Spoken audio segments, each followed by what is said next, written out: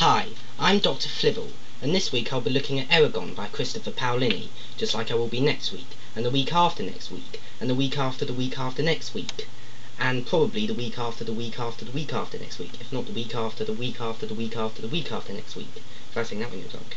Not because it's a door stopper, which it is, but because it's a bad door stopper, and there are a lot of things wrong with it that I need to cover. Like Dorothy Parker once said, this is not a book to be tossed aside lightly. It is to be thrown with great force. Yes,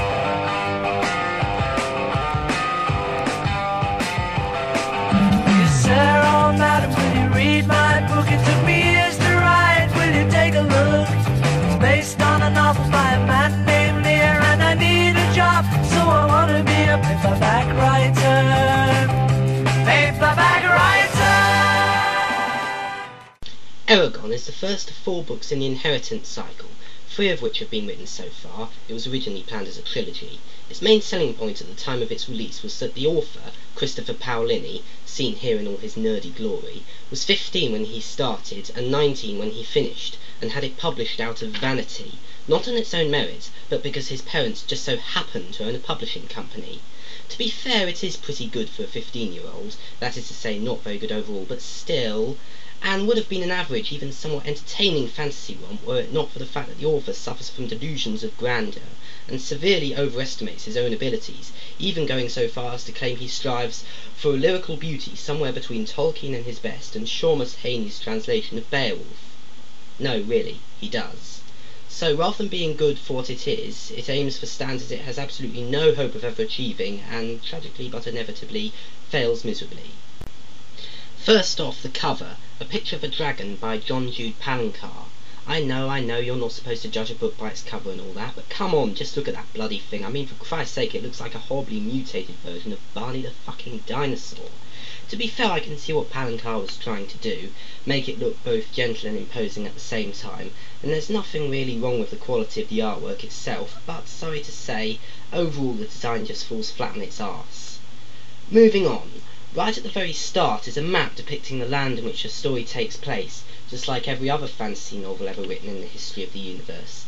In this case, a land called Allegasia, which has a pointless umlaut tucked onto the E, that has seemingly no bearing on how it's pronounced, is there for no reason other than to make it appear more exotic.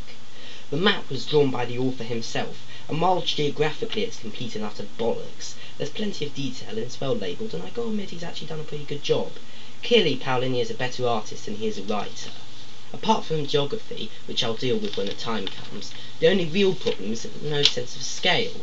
For all I know, it could be as small as Paolini's home state of Montana, on which it was allegedly based, or as large as Tolkien's Middle-earth, on which it was actually based.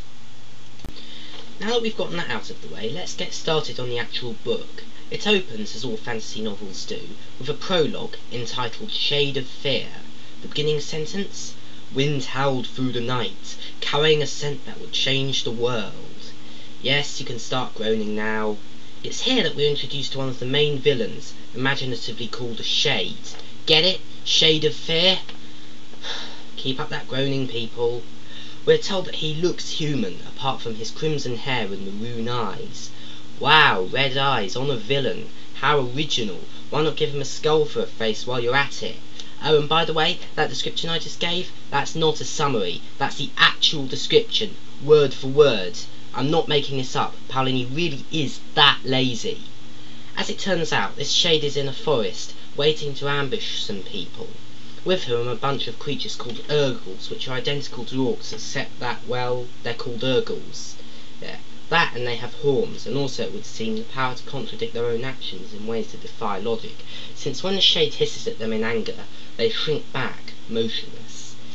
Yeah, that sentence doesn't make a lot of sense, does it?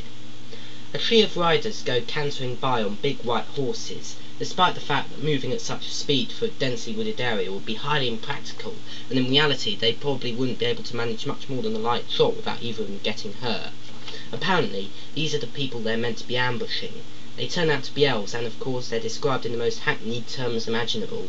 Pointed ears, elegantly slanted eyebrows, fair face, angled features, raven hair, you know the drill, as if it wasn't already obvious that Paolini is trying to copy Tolkien's style. Also, bear in mind that they're supposed to be on a secret mission.